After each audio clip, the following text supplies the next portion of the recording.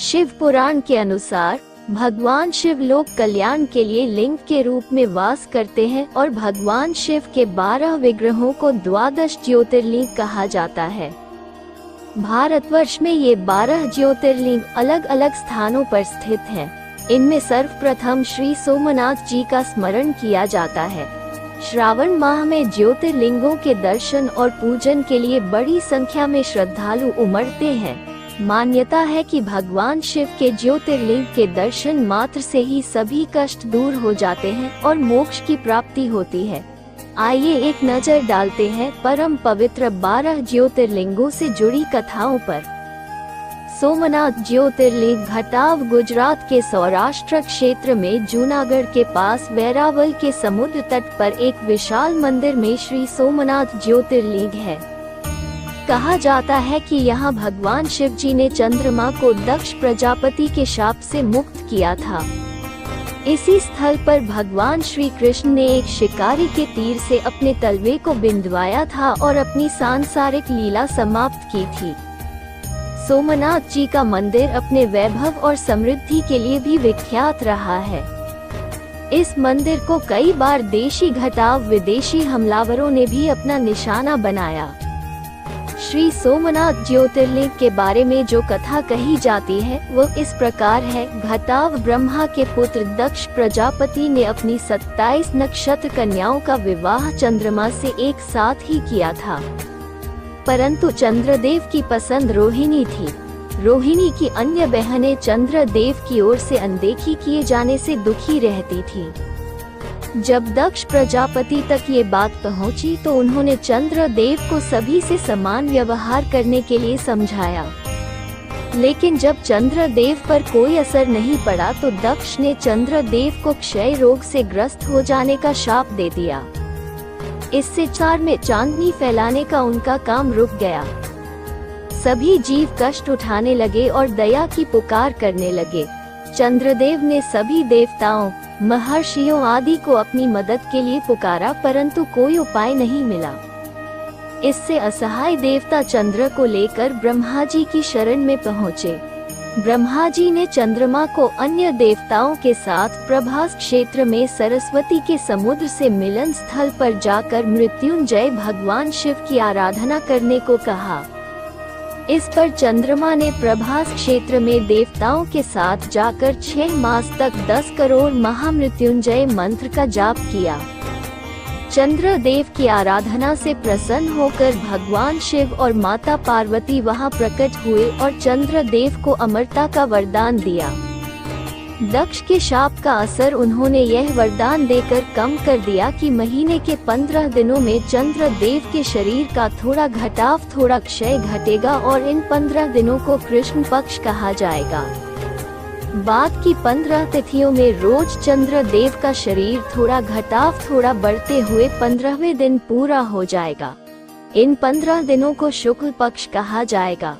इस वरदान से चंद्रदेव का संकट टल गया और वह फिर से समूचे जगत पर चांदनी बरसाने लगे। इस दौरान चंद्रदेव और अन्य देवताओं ने भगवान शिव से माता पार्वती समेत वहीं वास करने की प्रार्थना की, जिसे भगवान शिव ने स्वीकार कर लिया और वहीं वास करने लगे। मल्लिकार्जुन ज्योतिर्लिंग घटाव कर्नाटक के कृष्णा जिले में मल्लिकार्जुन ज्योतिर्लिंग के रूप में महादेव शिव का महादेवी सहित वास है। ये ज्योतिर्लिंग कृष्णा नदी के तट पर श्री शैल पर्वत पर है। धर्म ग्रंथों में कहा गया है कि श्री शैल के दर्शन मात्र से ही सभी कष्ट दूर हो जाते हैं। इस ज्योतिर्लिंग की स्थापना से जुड़ी कथा इस प्रकार है। घटाव भगवान शिव के दोनों पुत्र श्री गणेश और स्वामी कार्तिकेय में इस बात पर विवाद हो गया कि पहले किसका विवाह हो। इस पर पिता भगवान शिव जी और माता पार्वती ने कहा कि जो पहले धरती की परिक्रमा करके लौटेगा उसी का विवाह पहले कराया जाएगा। इस पर फुर्तीले कार्तिकेय तुरंत परिक्रमा के लिए निकल गए, लेकिन श्री गणेश चूंकि शरीर से मोटे थे इसलिए वो उस फुर्ती से नहीं निकल पाए और इसके लिए उन्होंने नया उपाय ढूंढ निकाला। शास्त्रों के अनुसार माता घटाव पिता की पूजा धरती की ही परिक्रमा मानी जाती है और उसका भी वही फल मिलता है जो कि पूरी धरती की परिक्रमा से मिलता है। इस उपाय के ध्यान में आते ही श्री गणेश जी ने माता पार्वती और पिता शिव शंकर को आसन पर बिठाकर उनकी पूजा शुरू कर दी। इससे प्रसन्न होकर भगवान शिव शंकर ने उनकी शादी विश्वरूप प्रजापति की 2 कन्याओं रिद्धि और सिद्धि से करा दी। इधर जब तक स्वामी कार्तिकेय धरती की परिक्रमा करके माता घटाव पिता के पास पहुँचे, तब तक श्री गणेश जी क्षेम और लाभ नाम के 2 पुत्रों के पिता भी बन चुके थे। इस पर कार्तिकेय माता घटाव पिता के पैर छूने के बाद रूठकर क्रौंच पर्वत पर चले गए। माता घटाव पिता बाद में उन्हें मनाने के लिए मल्लिका और अर्जुन के रूप में वहां गए, तो उनके आने की खबर सुनते ही कार्तिकेय वहां से भागकर 3 योजन पर चले गए। क्रौंच पर्वत श्रीशैल क्षेत्र के निवासियों के कल्याण हेतु भगवान शिव शंकर और माता पार्वती वहीं ज्योतिर्लिंग के रूप में बस गए। श्री महाकालेश्वर ज्योतिर्लिंग घटाव श्री महाकालेश्वर का स्थान भगवान शिव के ज्योतिर्लिंगों में तीसरा है। यह मध्य प्रदेश की उज्जैन नगरी में स्थित है। उज्जैन में क्षिप्रा नदी से कुछ दूरी पर स्थित मंदिर में ज्योतिर्लिंग विद्यमान है। इस ज्योतिर्लिंग की स्थापना से जुड़ी कथा इस प्रकार है। घटाव उज्जैन में चंद्रसेन नामक शिव भक्त राजा था। श्रीकर नामक एक 5 वर्ष के बालक ने एक बार राजा को शिवलिंग की पूजा करते देखा, तो घर आते समय वो एक पत्थर का टुकड़ा घर ले आया और उसी को शिवलिंग मानकर उसकी पूजा करने लगा। ये देखकर उस बालक की माता ने पत्थर उठाकर घर से बाहर फेंक दिया और बालक को घर के अंदर ले जाने लगी, तो बालक चीख घटाव पुकार करने लगा और भगवान शिव शंकर को मदद के लिए पुकारते घटाव पुकारते बेहोश हो गया। इस पर भगवान शिव से रहा नहीं गया और जब बालक होश में आया तो उसने देखा कि सामने सोने के दरवाजों वाला विशाल मंदिर है। उसके अंदर उपस्थित ज्योतिर्लिंग रोशनी की अद्भुत छटा बिखेर रहा है। इस पर बालक पहले तो अचरज में डूबा और फिर खुश होकर भगवान शिव की स्तुति करने लगा। जब बालक की माता ने ये सब देखा तो बालक को उठाकर गले से लगा लिया। ये खबर जंगल में आग की तरह फैल गई और राजा चंद्रसेन भी यह चमत्कार देखने को आया और उसने उस बालक की भक्ति की सराहना की। तभी वहां हनुमान जी प्रकट हुए और उन्होंने भी बालक की भक्ति की सराहना की। यही ज्योतिर्लिंग महाकालेश्वर ज्योतिर्लिंग के रूप में पूजा जाता है। ओंकारेश्वर ज्योतिर्लिंग घटाव मध्य प्रदेश की ही नगरी शिवपुरी में माधाता पर्वत पर भगवान शिव ओंकारेश्वर ज्योतिर्लिंग के रूप में मौजूद हैं। इसकी स्थापना से जुड़ी कथा इस प्रकार है। घटाव एक बार विंध्य पर्वत में 6 महीने तक ओंकारनाथ की तपस्या की, जिससे प्रसन्न होकर भगवान शिव जी प्रकट हुए और विंध्यांचल को वरदान स्वरूप ज्योतिर्लिंग के रूप में वहां पर वास करने का वचन दिया। केदारनाथ ज्योतिर्लिंग घटाव केदारनाथ ज्योतिर्लिंग हिमालय पर्वत श्रृंखला में केदार नामक पर्वत पर स्थित है। ये पर्वत हमेशा 3 ओर से बर्फ से ढका रहता है। केदारनाथ तीर्थ की गणना केदारनाथ, बद्रीनाथ, गंगोत्री और यमुनोत्री के रूप में 4 धामों में की जाती है। कहा जाता है कि बद्रीनाथ के दर्शन करने वाले भक्तों को पहले केदारनाथ के दर्शन करना जरूरी है, अन्यथा उनकी तीर्थ यात्रा का कोई फल नहीं मिलता। इस ज्योतिर्लिंग की स्थापना से जुड़ी कथा इस प्रकार है। घटाव नर और नारायण नामक 2 ऋषि, जिनको भगवान श्री विष्णु का अवतार माना जाता है, उन्होंने एक बार अपनी तपस्या से भगवान शिव जी को प्रसन्न कर लिया। फिर जब भगवान शिव जी प्रकट हुए तो नर और नारायण की प्रार्थना को स्वीकार करते हुए वही ज्योतिर्लिंग के रूप में वास करने का वचन दिया। भीमशंकर ज्योतिर्लिंग घटाव भीमशंकर ज्योतिर्लिंग असम में गुवाहाटी के पास ब्रह्मपुत्र पहाड़ी पर स्थित है। इस ज्योतिर्लिंग की स्थापना से जुड़ी कथा इस प्रकार है। घटाव कामरूप देश, जो कि असम राज्य ही है, में कामरूपेश्वर नामक एक महाप्रतापी और महान शिव भक्त राजा का राज था। एक बार महाराक्षस भीम वहां आया और धर्म के उपासकों को पूजा छोड़ने की धमकी देने लगा, और ऐसा करते घटाव करते वो शिव भक्ति में लीन राजा के पास पहुंचा और उसे ललकारने लगा। इस पर राजा ने उसकी ललकार को अनसुनी कर दिया और शिव भक्ति में लीन रहे। भीम ने राजा को फिर ललकारा और भगवान शिव जी की निंदा करने लगा। जब राजा ने उसे ऐसा करने से मना किया तो वह नहीं माना और उसने राजा पर तलवार से वार कर दिया। तलवार राजा की बजाय शिवलिंग पर लगी, तभी भगवान शिव जी तत्काल प्रकट हुए और उन्होंने महाराक्षस का वध कर डाला।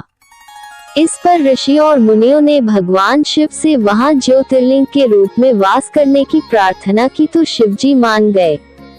तभी से उस ज्योतिर्लिंग का नाम भीमशंकर पड़ गया। विश्वेश्वर ज्योतिर्लिंग घटाव काशी नगरी में श्री विश्वेश्वर ज्योतिर्लिंग स्थित है। कहा जाता है कि प्रलय काल में भी काशी नगरी का कुछ नहीं बिगड़ता। भगवान शिव जी इसे अपने त्रिशूल पर धारण कर लेते हैं और फिर सृष्टि की शुरुआत होने पर इसे नीचे उतार देते हैं। इसी स्थल पर भगवान श्री विष्णु जी ने स्रोनिज सृष्टि पैदा करने की कामना लेकर भगवान शिव को प्रसन्न करने के लिए घोर तप किया था। इस दौरान भगवान श्री विष्णु के सोने पर उनकी नाभि से कमल पर बैठे ब्रह्मा जी ने जन्म लिया था, जिन्होंने सारे संसार की रचना की थी। कहा जाता है कि यहाँ प्राण त्याग करने वालों के कान में भगवान शिव जी तारक मंत्र का उपदेश देते हैं, जिससे वह प्राणी मोक्ष को पा जाता है। काशी में ये ज्योतिर्लिंग विश्वनाथ मंदिर में प्रतिष्ठापित है। त्रयंबकेश्वर ज्योतिर्लिंग घटाव महाराष्ट्र के नासिक में त्रयंबकेश्वर ज्योतिर्लिंग स्थित है। यहाँ एक नहीं 3 छोटे घटाव छोटे लिंग हैं, जिन्हें ब्रह्मा, विष्णु और महेश इन 3 देवों का प्रतीक कहा जाता है। इसी कारण इस ज्योतिर्लिंग को त्रयंबकेश्वर कहा गया है। कहा जाता है कि गौतम ऋषि और गोदावरी की प्रार्थना से भगवान शिव ने यहाँ ज्योतिर्लिंग के रूप में वास करने की कृपा की और त्रयंबकेश्वर नाम से विश्व विख्यात हुए। बैद्यनाथ ज्योतिर्लिंग घटाव झारखंड के देवधर में स्थित है। श्री बैद्यनाथ ज्योतिर्लिंग कहा जाता है कि एक बार राक्षसों के राजा रावण ने कैलाश पर्वत जाकर भगवान शिव जी की तपस्या की और अपने 9 सिर काटकर बारी घटाव बारी से शिवलिंग पर चढ़ा दिए। जब वो अपना 10वां सिर काटने लगा तो भगवान शिव जी प्रकट हुए और रावण से वरदान मांगने को कहा। इस पर रावण ने ज्योतिर्लिंग रूप में भगवान शिव जी से चलकर लंका में रहने का अनुरोध किया तो भगवान शिव जी ने कहा कि यदि ज्योतिर्लिंग मार्ग में भूमि पर रख दिया तो वह वही रह जाएगा। रावण ज्योतिर्लिंग लेकर चल दिया। चलते घटाव चलते उसे लघुशंका हुई तो वह एक राहगीर को शिवलिंग थमाकर लघुशंका के लिए चला गया। उस राहगीर से जब शिवलिंग का बोझ सहन नहीं हुआ तो उसने उसे वहीं रख दिया। जब रावण लौट कर आया तो उसने देखा कि शिवलिंग मार्ग पर रखा हुआ है। उसने उसे उठाने की भरपूर कोशिश की लेकिन वह नहीं उठा। हार कर रावण लंका चला गया।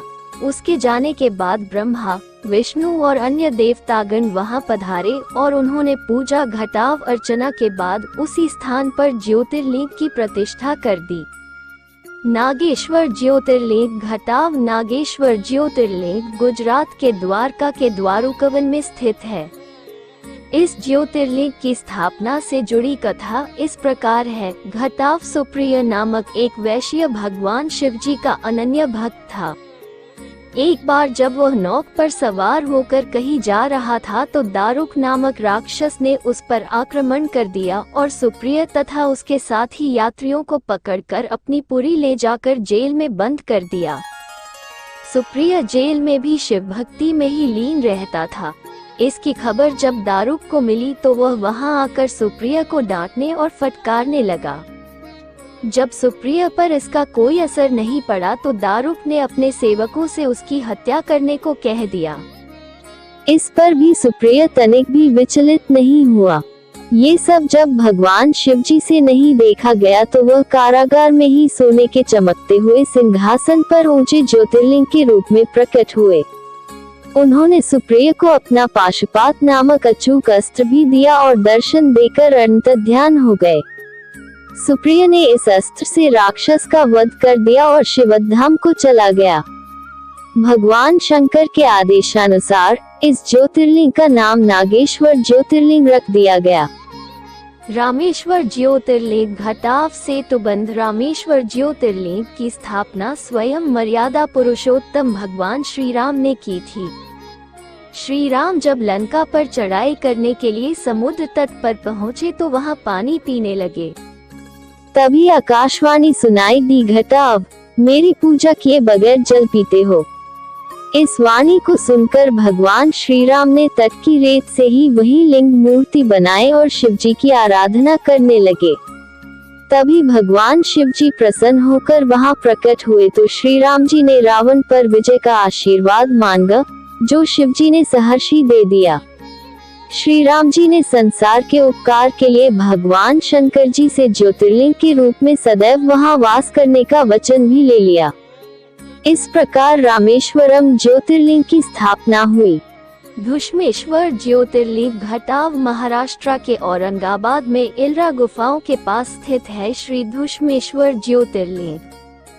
धुष्मेश्वर महादेव के दर्शन से सभी पाप दूर हो जाते हैं और जीवन में सुख ही सुख आ जाता है। इस ज्योतिर्लिंग की स्थापना से जुड़ी कथा इस प्रकार है। घटाव दक्षिण देश में देवागिरी पर्वत के पास सुधर्मा नामक ब्राह्मण अपनी पत्नी सुदेहा के साथ रहता था। दोनों में बहुत प्यार था और दोनों ही सुखपूर्वक रह रहे थे। उन्हें एक ही दुख था कि उनकी कोई संतान नहीं थी। सुधर्मा ज्योतिषी भी था। उसने अपने ज्योतिष गणित से यह पता लगा लिया था कि सुदेहा से उसे संतान सुख नहीं मिलेगा और यह बात उसने सुदेहा को भी बता दी थी।